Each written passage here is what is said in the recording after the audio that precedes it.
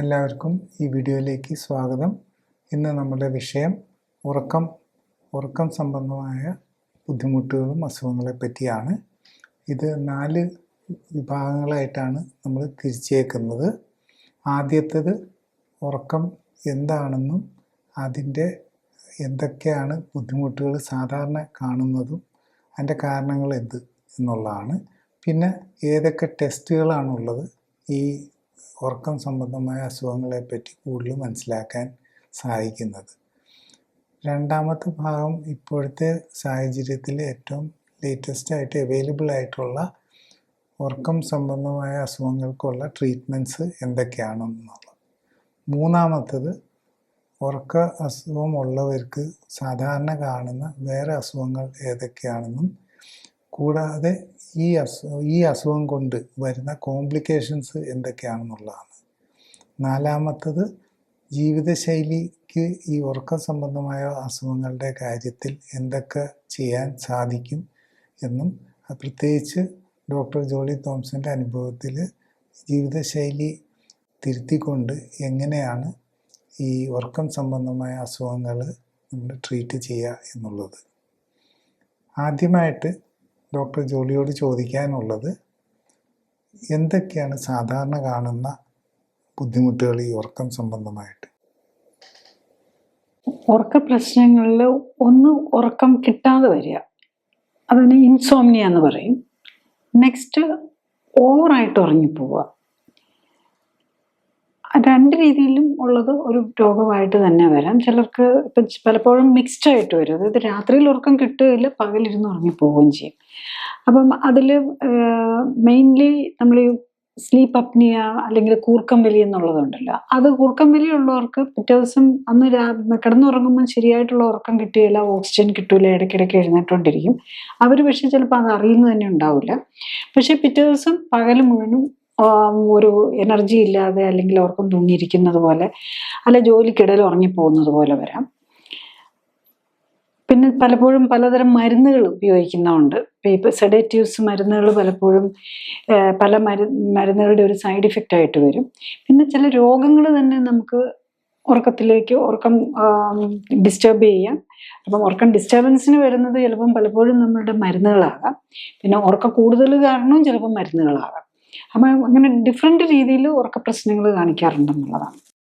ഈ ഉറക്കം സംബന്ധമായിട്ടുള്ള അസുഖം ഉണ്ടെങ്കിൽ അത് സാധാരണ മനസ്സിലാക്കുക എന്ന് പറയുന്നത് കൂടുതൽ ഉറങ്ങിപ്പോവും, അല്ലെങ്കിൽ ഉറക്കമില്ലായ്മ, പിന്നെ അല്ലെങ്കിൽ ഏതൊക്കെയാണ് ലക്ഷണങ്ങൾ ഈ ഉറക്കം സംബന്ധമായിട്ട് അസുഖമുണ്ടെന്ന് തിരിച്ചറിയാൻ? നമ്മൾ പലപ്പോഴും വെറുതെ ടയർഡ്നെസ് ആയിരിക്കാം ചിലർക്ക്, അതുപോലെ വെറുതെ ഇറിറ്റബിൾ ആകും. ആൾക്കാർ കൂടുതൽ ഇറിറ്റബിൾ ആകുക അല്ലെങ്കിൽ ടയർഡ്നെസ് വരിക, അങ്ങനെയൊക്കെ വരുമ്പോൾ നമുക്ക് ഉറക്കത്തിൻ്റെ ഡിസ്റ്റർബൻസ് വരുന്നുണ്ടോയെന്ന്. അത് സാധാരണ മിക്കവാറും എല്ലാവർക്കും തന്നെ ഉറക്കം കിട്ടുന്നില്ല എന്നുള്ളത് അറിയാൻ പറ്റും. അത് ഇല്ലാതെ വരുന്ന നമ്മൾ അവരോട് തന്നെ ഉറങ്ങുന്നില്ല, അതായത് കിടക്കുന്നുണ്ട് പക്ഷെ എൻ്റെ ഉറക്കം ശരിയാകുന്നില്ല എന്ന് ചില ഈ സ്ലീപ്പ് അപ്നിയ എന്ന് പറയുന്ന അല്ലെങ്കിൽ കൂർക്കം വലിയുടെ ഒരു കുറച്ചും കൂടെ നമ്മൾ ചെറിയ തോതിൽ നമ്മുടെ എയർ പാസേജസ്, അതായത് നമ്മളുടെ ശ്വാസം പോകുന്ന ശ്വാസകോശത്തിലേക്കുള്ള നാളികൾ അടയുമ്പോഴാണ് നമ്മൾ ഈ കൂർക്കം വലി വരുന്നത്. അത് തന്നെ ചിലർക്ക് കൂടുതൽ, പ്രത്യേകിച്ച് ഇത് ഒബേസ് ആയിട്ടുള്ളവർക്കൊക്കെയാണ് കൂടുതൽ വരിക. അപ്പോൾ അതിൻ്റെ ഇടയിൽ അങ്ങ് അത് കംപ്ലീറ്റ് ആയിട്ട് ബ്ലോക്കായി പോകും. അപ്പോഴാണ് നമ്മൾ കുറച്ച് സമയത്തിന് ബ്രീത്തിങ് തന്നെ കിട്ടാതെ വരും. അപ്പം നമ്മുടെ കാർബൺ ഡൈ ഓക്സൈഡിൻ്റെ ലെവൽ കൂടി ബ്രെയിനിൽ നിന്ന് സ്പെഷ്യൽ മെസ്സേജ് വന്നിട്ട് അപ്പം നമ്മൾ എഴുന്നേറ്റ് വീണ്ടും അത് തുടങ്ങുന്ന പോലെ വരും. അപ്പോൾ അവർ ചിലപ്പോൾ അത് അറിയുന്നുണ്ടാവില്ല. അപ്പം അങ്ങനെ വരുന്നവർക്കാണ് നമ്മൾ ഈ CPAP എന്നൊക്കെ പറഞ്ഞ് മെഷീനൊക്കെ വെച്ചിട്ട് അവരുടെ ആ ബ്രീത്തിങ് കൺട്രോൾ ചെയ്യാനായിട്ടൊക്കെ കൊടുക്കുന്നത്. അപ്പം യൂഷ്വലി മിക്കവാറും പേർക്ക് സ്ലീപ്പ് കൂടി പോകുന്നറിയാൻ നമ്മൾ പകലിരുന്ന് ഉറക്കം തൂങ്ങുവാണെങ്കിലും നമ്മൾ രാത്രി സ്ലീപ്പ് കറക്റ്റ് ആവുന്നുണ്ടോ എന്ന് നോക്കണം. പിന്നെ നമ്മൾ നോക്കുക മരുന്നുകളോ അല്ലെങ്കിൽ എന്തുകൊണ്ടെന്ന് വരുമ്പോഴേക്കാണത്. പക്ഷെ ജനറലി ആർക്കും നമുക്ക് അവനവന് തന്നെ അറിയാം, അല്ലെങ്കിൽ നമ്മൾ ക്ലോസ് ആയിട്ടുള്ളവർക്ക് അറിയാൻ പറ്റും. പിന്നെ പറ്റാത്തതാണ് ഈ സ്ലീപ്പ് അപ്നിയയും കൂർക്കം വലിയും ആയിട്ടുള്ളവരുടെ. ശരിക്കും ഉറക്കം കുറവാണെങ്കിലോ അല്ലെങ്കിൽ ഉറക്കം കൂടുതലാണെങ്കിലോ എങ്ങനെയാണ് ശരിക്കും നമ്മുടെ ശരീരത്തെ ഇത് ബാധിക്കുന്നത്? അപ്പം നമുക്ക് ഭക്ഷണവും എക്സസൈസും എക്സസൈസ് നമ്മൾ പറയില്ലേ, വ്യായാമവും ഭക്ഷണവും അതാണല്ലോ നമ്മുടെ ബോഡിക്ക് ഒന്ന് അത്യാവശ്യമുള്ളത്. അതുപോലെ തന്നെ ഇമ്പോർട്ടൻ്റ് ആയിട്ടുള്ളതാണ് ഉറക്കവും. റെസ്റ്റ് എന്ന് പറഞ്ഞു കഴിഞ്ഞാൽ വെറുതെ ഇരുന്നാൽ മാത്രം പോലെ നമ്മൾ കിടന്നുറങ്ങണം. നമ്മൾ ബ്രെയിനിന് കൂടുതൽ റെസ്റ്റ് കൊടുക്കുകയാണ്. ബ്രെയിനിന് മാത്രമല്ല, ദ ഹോൾ ബോഡി നമുക്ക് ആ ഒരു നമ്മുടെ ബോഡി ഒന്ന് റിവൈവ് ചെയ്യാനുള്ള സമയം വേണം. അതാണ് ഈ ഉറക്കം കൊണ്ട് ഉദ്ദേശിക്കുന്നത്. അതില്ലെങ്കിൽ നമുക്ക് ഭക്ഷണം കഴിക്കാത്തതിനേക്കാളും കൂടുതൽ പ്രശ്നമായിരിക്കും ഉറക്കം കിട്ടാതെ വരികയാണ്. ഒരു ദിവസം ഭക്ഷണം കഴിക്കാതിരിക്കാൻ പലർക്കും ബുദ്ധിമുട്ടുണ്ടാവില്ല. പക്ഷെ ഒരു ദിവസം ഉറങ്ങാതെ ഇരുന്ന് കഴിഞ്ഞ് കഴിഞ്ഞാൽ അത് പലപ്പോഴും പലർക്കും വലിയ ഡിഫിക്കൽട്ടീസ് ഉണ്ടാക്കും. ഏതൊക്കെ സാഹചര്യത്തിലാണ് ഈ ഉറക്കം സംബന്ധമായിട്ടുള്ള അസുഖങ്ങൾ ഡെവലപ്പ് ചെയ്യുന്നത്? അല്ലെങ്കിൽ ഏതൊക്കെ ആൾക്കാർക്കാണ് ഇങ്ങനെ ഇത് കൂടുതൽ വരാൻ സാധ്യത? കൊച്ചു കുട്ടികൾ മുതൽ ഏത് പ്രായത്തിലുള്ളവർക്കും ഉറക്ക പ്രശ്നങ്ങൾ വരാം. അപ്പൊ ഉറക്ക പ്രശ്നങ്ങൾ എന്ന് പറയുമ്പോൾ നമ്മൾ അതിനെ ഒരു രോഗത്തിന്റെ ലക്ഷണമായിട്ടാണ് എടുക്കേണ്ടത്. ഇപ്പൊ നമുക്ക് എവിടെയെങ്കിലും കാല് ആർത്രൈറ്റിസ് പെയിൻ വന്നു, അല്ലെങ്കിൽ ഒരു മുറിവ് വന്നു, നമുക്ക് ആ വേദന നമ്മളുടെ ഉറക്കം ഇല്ലെന്നാക്കും. അതുപോലെ ഇപ്പൊ നടുവേദനയുണ്ട്, കിടക്കുമ്പം ഈവൻ ഒരു ഉറക്കത്തിൽ നിന്ന് നമ്മളൊരു മൂവ് ചെയ്ത് കഴിയുമ്പോഴേക്കും വേദന വരികയാണെങ്കിൽ നാച്ചുറലി വേദന വരുമ്പോൾ നമ്മൾ എഴുന്നേക്കും. അപ്പം അങ്ങനെ ഉറക്കത്തിന്റെ കാരണം, ഉറക്കക്കുറവിന്റെ ആണേലും ഉറക്ക കൂടുതലിന്റെ ആണേലും കാരണം വേറെ ഇതിലേലും ആയിരിക്കും. ബേസിക്കലി നമ്മൾ മനസ്സിലാക്കേണ്ടത് നമ്മളുടെ ബ്രെയിനിന് സ്വസ്ഥമായിട്ട് റെസ്റ്റ് ചെയ്യാൻ പറ്റുന്നില്ല എന്നാണ് നമ്മൾ ഉറക്കക്കുറവെന്ന് കാണുമ്പോൾ മനസ്സിലാക്കേണ്ടത്. അപ്പം അതിൻ്റെ റീസൺ എവിടെയാണെന്ന് കണ്ടുപിടിച്ച് നമ്മൾ അതിനെയാണ് ശരിക്കും പരിഹരിക്കേണ്ടത്. പിന്നെ പലപ്പോഴും ഇതൊന്നും ഇല്ലാതെ സ്ട്രെസ് ലെവൽ കൂടുന്നത് കൊണ്ട് നമുക്ക് ഉറക്കക്കുറവ് വരാം. ഇപ്പം നമുക്ക് എന്തെങ്കിലും സ്ട്രെസ്ഫുൾ സിറ്റുവേഷൻ, നമ്മൾ ആരുടെയും മരണമോ രോഗങ്ങളോ ഈവൻ സ്വന്തം രോഗത്തെക്കുറിച്ചുള്ള പലപ്പോഴും പേഷ്യൻസ് പറയാറുണ്ട്, ടെസ്റ്റിന് എടുത്തു കഴിഞ്ഞ് കഴിഞ്ഞാൽ പലപ്പോഴും അതിൻ്റെ റിസൾട്ട് കാണാൻ വരുന്നതിന് മുമ്പ് അവർക്ക് ഉറക്കം ഉണ്ടാവില്ല. ബിക്കോസ് നമ്മളൊരു ഹെൽത്ത് ചെക്കപ്പ് ചെയ്തു, പക്ഷെ ഇനി എന്താണ് അതിൻ്റെ റിസൾട്ട് എന്നുള്ള ആകാംക്ഷ വെച്ച് പലർക്കും ഉറക്കം കിട്ടാതെ വരും. പിന്നെ യാത്ര പോകുന്നതിൻ്റെ തലേ ദിവസം അങ്ങനെയൊക്കെ, അതൊക്കെ ഷോർട്ട് ടേം ആയിട്ടുള്ള നമ്മുടെ സ്ട്രെസ് ലെവൽ കൂടുന്നതാണ്. അതൊക്കെ നമുക്ക് ഈസി ആയിട്ട് പരിഹരിക്കാവുന്നത്. നമുക്ക് പല സ്ലീപ്പിംഗ് മെഡിക്കേഷൻസ് ഒക്കെ ഉണ്ട്. പക്ഷെ ഈ ലോങ് ടേം ഇതാണ് നമുക്ക് മാനേജ് ചെയ്യാനായിട്ട് ബുദ്ധിമുട്ട് വരുന്നത്. അതായത് നമുക്ക് ഡെയിലി ഈ മരുന്നുകൾക്കെല്ലാം ഇപ്പം നമുക്ക് ചില ഫുഡിനോട് അഡിക്ഷൻ ഉള്ളതുപോലെ തന്നെയാണ് നല്ല ഉറക്കത്തിനോടും എല്ലാവർക്കും ആഗ്രഹമുള്ള കാര്യമാണ്. അപ്പം നമ്മൾ ഉറങ്ങാനായിട്ട് സ്ലീപ്പിംഗ് പിൽസ് കഴിച്ചു തുടങ്ങിയാൽ നമ്മൾ പിന്നെ അതിനോടൊരു അഡിക്ഷൻ വരും. പിന്നെ അതിനല്ലാതെ തന്നെ പല ഗ്രൂപ്പിലുള്ള മരുന്നുകളും ഉണ്ട്. അതൊക്കെ ഒരു അഡിക്ഷൻ ഫോമിംഗ് ഉള്ള പോസിബിലിറ്റി വരുന്ന മരുന്നുകളും ഉണ്ട്. എല്ലാം ഇല്ല, പക്ഷെ പലതിനും അഡിക്ഷൻ ഫോമിംഗ് ഉണ്ടാവും. അപ്പം അതുകൊണ്ട് തന്നെ സ്ഥിരമായിട്ട് ഉപയോഗിക്കാൻ പറ്റില്ല. മരുന്നുകൾ ഉപയോഗിച്ച് ഉറക്കത്തിന് വേണ്ടിയിട്ട് സ്ഥിരം മരുന്ന് ഉപയോഗിക്കുന്നത് കോംപ്ലിക്കേഷൻ വരുത്തും. അതുകൊണ്ട് തന്നെ നമ്മൾ എന്താണ് പരിഹാരം, അത് എന്തുകൊണ്ട് വന്നു എന്ന് കണ്ടുപിടിച്ച് അത് പരിഹരിക്കാൻ നോക്കണം. ഈ ഉറക്കം സംബന്ധമായിട്ടുള്ള അസുഖങ്ങൾ വരുമ്പോൾ അത് നമ്മുടെ മാനസിക ആരോഗ്യത്തെയും ഭയങ്കരമായിട്ട് ബാധിക്കുന്നതായിട്ടാണ് കാണാറുള്ളത്. അത് എത്രമാത്രം ശരിയാണ്? ബേസിക്കലി ഇപ്പം ഉറക്കക്കുറവ് വന്നാൽ മാനസിക പ്രശ്നങ്ങൾ വരാം. ഇപ്പം ഉറക്കമില്ലെങ്കിൽ നെക്സ്റ്റ് ഡേ തന്നെ നമുക്ക് വരാവുന്നത് ഒരു ഇറിറ്റബിലിറ്റി അല്ലെങ്കിൽ ആങ്സൈറ്റി, ഇപ്പോൾ നമ്മുടെ ശ്രദ്ധക്കുറവ്, ഇതൊക്കെ ഒരു മാനസിക പ്രശ്നങ്ങളാണല്ലോ. ഇതൊക്കെ ആയിട്ടായിരിക്കും നമുക്ക് വരുന്നത്. അതുപോലെ തന്നെ തിരിച്ചും മാനസിക പ്രശ്നത്തിൻ്റെ ഭാഗമായിട്ടായിരിക്കും ഇപ്പം നമുക്ക് മാനിക് ഡിസോർഡേഴ്സ്, സൈക്കോസിസ് പോലെയുള്ള, അല്ലെങ്കിൽ സ്കിസോഫ്രീനിയ, അതിന് ഉറക്കക്കുറവ് ഒരു വിഷയമായിട്ട് വരാം. അപ്പം ഈ സ്കിസോഫ്രീനിയ ഒക്കെ പോലെയുള്ള സൈക്കാട്രിക് പ്രോബ്ലംസിലാണെങ്കിൽ അവരുടെ ഈ ചെവിയിലിരുന്ന് ആരോ ഇങ്ങനെ പറഞ്ഞുകൊണ്ടിരിക്കുന്നത് പോലെയൊക്കെ ആയിരിക്കും അവർക്ക് വരുന്നത്. ഇല്ലാത്ത സൗണ്ട് കേൾക്കുക, ഇല്ലാത്ത സ്മെല്ല് കിട്ടുക. അപ്പം അത് അവരുടെ ഉറക്കത്തെ ഡിസ്റ്റർബ് ചെയ്യും എന്നുള്ളതാണ്. ഈവൻ ഇപ്പോൾ നമുക്ക് വേറൊരു അസുഖമുണ്ട്, നാർക്കോലെപ്സി എന്ന് പറഞ്ഞ്. അതിൽ ശരിക്കും പറഞ്ഞു കഴിഞ്ഞാൽ അത് ഉറക്കം കൂടുതലാണ്. ഉറക്കം എപ്പോഴും ഉറങ്ങിപ്പോവും. അപ്പം നമ്മുടെ ബ്രെയിനിൽ നമ്മൾ ഉറക്കം ഉണ്ടാക്കാനായിട്ടുള്ള ഒരു ഹോർമോൺ ഉണ്ട്, മെലാറ്റോണിൻ. അതുപോലെ തന്നെ ഒറക്സിൻ എന്ന് പറഞ്ഞ് വേറൊരു സംതിങ് സോർട്ട് ഓഫ് ഒരു ഹോർമോണാണ്. അത് അതിൻ്റെ അളവ് കുറഞ്ഞു പോയി കഴിഞ്ഞ് കഴിഞ്ഞാൽ നമ്മൾ ഉറങ്ങിപ്പോവാന്ന് മാത്രമല്ല, ചിലപ്പോൾ അങ്ങ് വീണു പോകും. ഉറക്കം പെട്ടെന്ന് ഇരിക്കുന്നതിൻ്റെ ഇടയിൽ അങ്ങ് വീണു പോവാം. അത് ഒരു ഓട്ടോ ഇമ്മ്യൂൺ ഡിസീസാണ്. അപ്പം അതിൻ്റെ നമ്മളുടെ ബ്രെയിനിലെ ഈ ഒറക്സിൻ എന്ന് പറഞ്ഞ ഹോർമോൺ പോലെയുള്ള അത് നമ്മളെ അലേർട്ട്നെസ് മാത്രമല്ല, അത് വിശപ്പ് അതുമൊക്കെ ആയിട്ട് കണക്ട് ചെയ്തിട്ടുള്ളതാണ്. അപ്പം അതിൻ്റെ അളവ് കുറഞ്ഞു. ആ കെമിക്കൽ ഉണ്ടാക്കുന്ന നമ്മുടെ ബ്രെയിൻ സെൽസിനെ ഓട്ടോഇമ്യൂൺ ഡിസീസ് ഒന്ന് ഡിസ്ട്രോയ് ചെയ്യുന്ന ഒരു കണ്ടീഷനാണത്. അപ്പം അതുപോലെ ഇപ്പം നമ്മൾ ഈ ലേറ്റസ്റ്റ് ആയിട്ട് സൈക്കാട്രിക് ഡിസോർഡേഴ്സും ഈവൻ പല അസുഖങ്ങൾക്കും നമ്മൾ ഈ ഓട്ടോ ഇമ്മ്യൂൺ പ്രോബ്ലംസും പറയുന്നുണ്ട്. പിന്നെ ന്യൂറോ ഡീജനറേറ്റീവ് ഡിസീസസ്, നമുക്ക് പലപ്പോഴും പ്രായമായവർക്കാണല്ലോ ഈ ഉറക്കക്കുറവ് വരുന്നത്. ഈ ഉറക്കക്കുറവിനാണെങ്കിലും നമ്മളുടെ നെർവ്സിൻ്റെ ഡാമേജാണ് പല ഇതിലേക്കും വരുന്നത്. ഈവൻ നമ്മുടെ മെലാറ്റോണിൻ എന്നും പറഞ്ഞൊരു ഹോർമോണാണ് നമ്മൾ ഉറക്കം ഇൻഡ്യൂസ് ചെയ്യുന്നത്, പെനിയൽ ഗ്ലാൻഡിൽ നിന്നുള്ളത്. അപ്പം പെനിയൽ ഗ്ലാൻഡിൻ്റെ ഫങ്ഷൻ കുറഞ്ഞു പോയാൽ ഉറക്കക്കുറവ് വരാം. അപ്പം അങ്ങനെ ഇത് നമ്മുടെ ബ്രെയിനിൻ്റെ ഫങ്ഷനുമായിട്ടാണ്, നമ്മുടെ ബ്രെയിനിലെ കെമിക്കൽ മെക്കാനിസമായിട്ടാണ് കണക്ട് ചെയ്തിരിക്കുന്നത്. സൈക്കാട്രിക് ഡിസോർഡേഴ്സിൻ്റെ എല്ലാം പ്രോബ്ലം നമ്മളുടെ ഈ കെമിക്കൽ ട്രാൻസ്മിറ്റേഴ്സ്, നമ്മുടെ ന്യൂറോ ട്രാൻസ്മിറ്റേഴ്സ് എന്ന് പറയും, നമ്മളുടെ ബ്രെയിനിൽ അങ്ങോട്ടും ഇങ്ങോട്ടും സെല്ലുകൾ തമ്മിൽ കമ്മ്യൂണിക്കേഷൻ ചെയ്തുകൊണ്ടിരിക്കുന്ന അതിൻ്റെ ഒരു ഇതാണ് വരുന്നത്. പലതരം ന്യൂറോ ട്രാൻസ്മിറ്റേഴ്സ് ഉണ്ട്. അതിനകത്ത് വരുന്ന കെമിക്കൽ ചേഞ്ചസും ഈ സെല്ലുകൾക്ക് ഈ സ്പെഷ്യൽ സാധനങ്ങൾ കെമിക്കൽസ് ഉണ്ടാക്കുന്ന സെല്ലുകൾക്ക് വരുന്ന ഡാമേജും ഒക്കെയാണ്. അപ്പം ഉറക്കക്കുറവും സൈക്കാട്രിക് ഡിസോർഡേഴ്സുമായിട്ട് വളരെയധികം കണക്റ്റഡ് ആണ്. പലപ്പോഴും കേൾക്കുന്നത് പ്രായം കൂടുന്നതനുസരിച്ച് നമുക്ക് അത്രയും ഉറക്കത്തിൻ്റെ ആവശ്യം ഇല്ല എന്നാണ്. പക്ഷെ അതേസമയം നമ്മൾ കാണാറുണ്ട് ഈ പ്രായം ചെന്നവർ ഉറക്കം കുറവ് കാരണം അവരുടെ ബിഹേവിയറും അവരുടെ മെൻ്റൽ സ്റ്റാറ്റസൊക്കെ മാറിപ്പോകുന്നതായിട്ട്. അപ്പം ഇതിലെന്തുമാത്രം ശരിയുണ്ട്? ഉറക്കം നമുക്ക് ഒരു ന്യൂ ബോൺ ആയിട്ടുള്ള കുട്ടികൾക്ക് ശരിക്കും ഏകദേശം ഒരു 16 to 18 hours ഉറങ്ങും. അത് കഴിയുമ്പോൾ പിന്നെ ഉറക്കം കുറഞ്ഞു വരും. പിന്നെ ഒരു ടീനേജ് ആകുമ്പോൾ ഒരു 8 to 10 hours ആണ് സാധാരണ കുട്ടികൾക്ക് വേണ്ട ഉറക്കം. കാരണം ഈ ഉറക്കം അത്ര ഇമ്പോർട്ടൻ്റ് ആകുന്ന എന്താണെന്ന് ചോദിച്ചു കഴിഞ്ഞാൽ, ഈ ഉറങ്ങുന്ന സമയത്താണ് നമ്മളുടെ ബോഡിക്ക് റെസ്റ്റ് കിട്ടി നമ്മൾ റിപ്പയർ വർക്ക് നടക്കുന്നത്. അതുപോലെ തന്നെ ഈ ഉറങ്ങുന്ന സമയത്താണ് ഈ ഹോർമോൺ സെക്രീഷൻസ് ഒക്കെ വരുന്നത്. അപ്പം നമ്മൾ ലൈറ്റൊക്കെ പോയി ഉറങ്ങിക്കിടക്കുമ്പോഴാണ് ഈ ഗ്രോത്ത് ഹോർമോണ്, കുട്ടികളുടെയൊക്കെ വളർച്ചയ്ക്ക് വേണ്ട ഒരു ഹോർമോണാണ് ഗ്രോത്ത് ഹോർമോൺ. അപ്പം ഈ ഗ്രോത്ത് ഹോർമോണിൻ്റെ സെക്രീഷനും ഈവൻ നമ്മളുടെ സെക്ഷൽ ഡെവലപ്മെൻറ്റിൻ്റെ ഹോർമോൺസ് ഇതെല്ലാം വരുന്നത് ആ സമയമായിട്ട് കണക്ട് ചെയ്താണ്.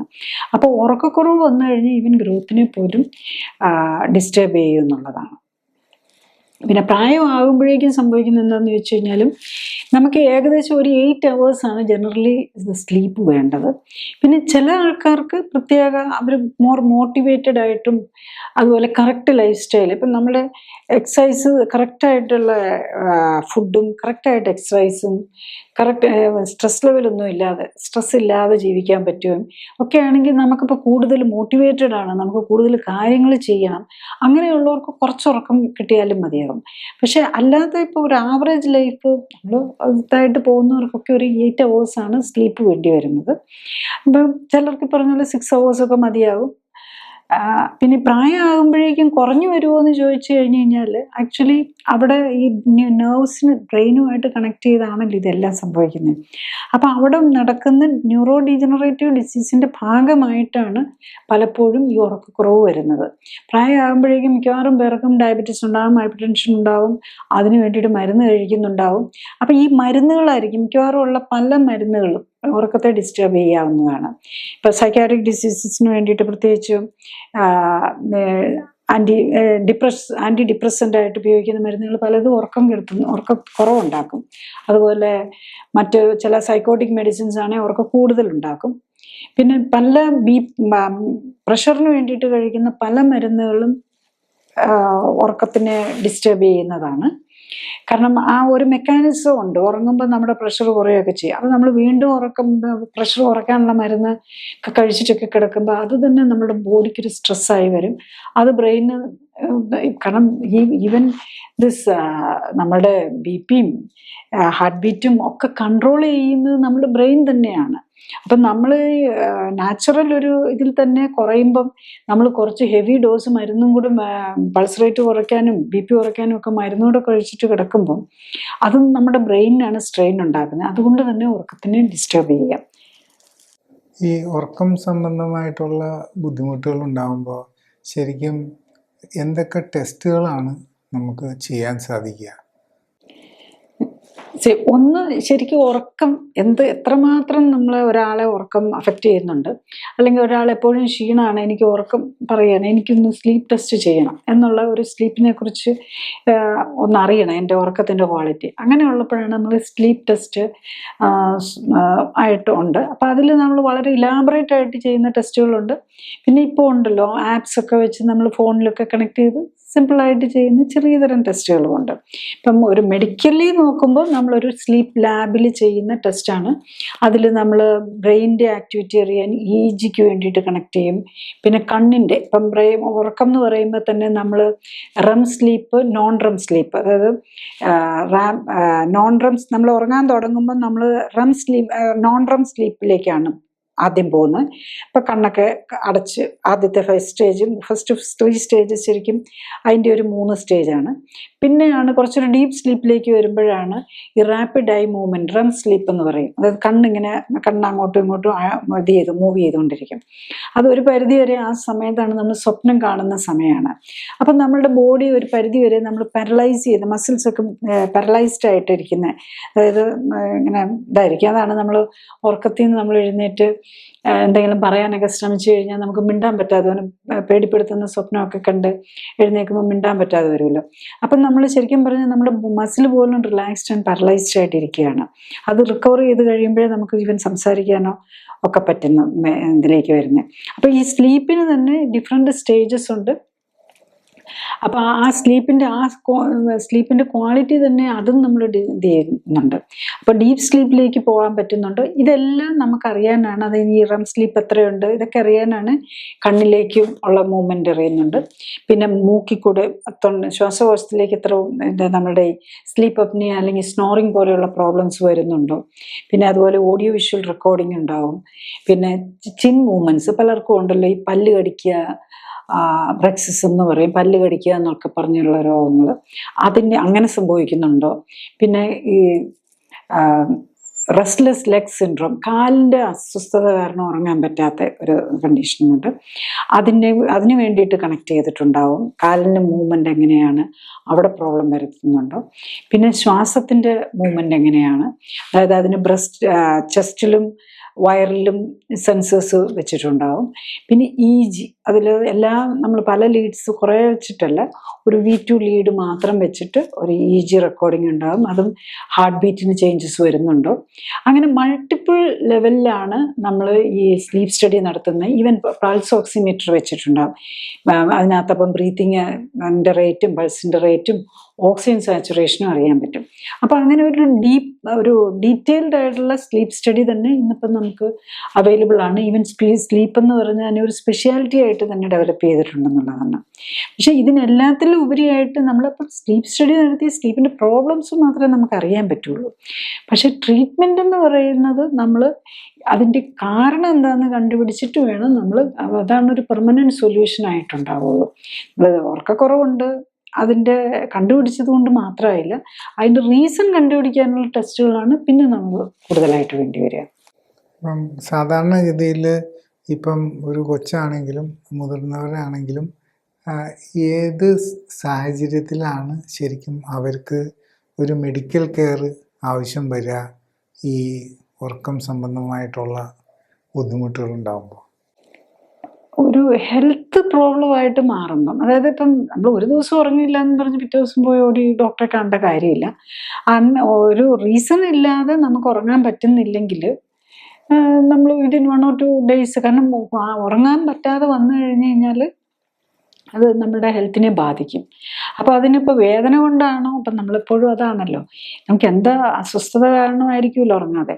അപ്പോൾ അതെന്താണെന്ന് ഡെഫിനറ്റ്ലി അതിൻ്റെ ഏർലിയസ്റ്റ് തന്നെ ഒരു ഡോക്ടറെ കാണിച്ച് എന്തുകൊണ്ട് ഉറക്കം കിട്ടുന്നില്ല, അതിനെന്തെങ്കിലും റീസൺ ഉണ്ടോ എന്നുള്ളത് കണ്ടുപിടിക്കണം. നേരത്തെ നമുക്കൊരു സ്ട്രെസ്, ഇപ്പോൾ നമുക്ക് ആരുടെയും മരണമോ അങ്ങനെ എന്തെങ്കിലുമൊക്കെ സംഭവിച്ചിരിക്കുന്ന സമയത്ത്, അല്ലെ ക്ലോസ് റിലേറ്റീവ്സിൻ്റെ ഹെൽത്ത് ഇഷ്യൂസോ അല്ലെങ്കിൽ ഫൈനാൻഷ്യൽ പ്രോബ്ലംസും ഒക്കെ നമ്മളുടെ ഉറക്കം കളയുന്നുണ്ടെങ്കിലും നമുക്ക് ഡോക്ടറെ കണ്ട് ഷോർട്ട് ടൈം നമുക്ക് മരുന്നുകൾ എടുത്ത് ഉറക്കം എടുക്കാം.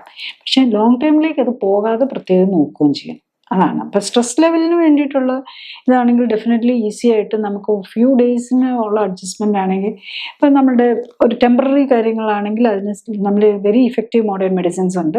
ഇപ്പോൾ രണ്ടും നല്ല സുഖമായിട്ട് സ്ലീപ്പ്, ഒരു ഡ്രീംലെസ് സ്ലീപ്പ് പോലും കിട്ടുന്ന പോലെയുള്ള നല്ല മെഡിക്കേഷൻസ് കറക്റ്റുള്ള കോമ്പിനേഷൻ ഉപയോഗിച്ചാൽ അതൊക്കെ പോസിബിളാണ്. പക്ഷെ അതൊക്കെ ഓൺലി ഫോർ ഫ്യൂ ഡേയ്സിന്. അത് നമുക്ക് ബാക്കിയുള്ളത് നമ്മളുടെ ജീവിത സാഹചര്യങ്ങൾ കറക്റ്റാക്കിക്കൊണ്ട് നമ്മൾ ഉറക്കം ശരിയാക്കാൻ നോക്കണം. ഇതോടുകൂടി നമ്മുടെ ആദ്യത്തെ ഭാഗം കംപ്ലീറ്റ് ആയി. ഇനി അടുത്ത ഭാഗത്ത് നമ്മൾ എടുക്കുന്നത് മോഡേൺ മെഡിക്കൽ ട്രീറ്റ്മെൻറ്റ്സ് എന്തൊക്കെയാണ് അവൈലബിൾ ആയിട്ടുള്ളത് ഉറക്കം സംബന്ധമായിട്ടുള്ള അസുഖങ്ങൾക്ക് വേണ്ടി എന്നുള്ള. നന്ദി.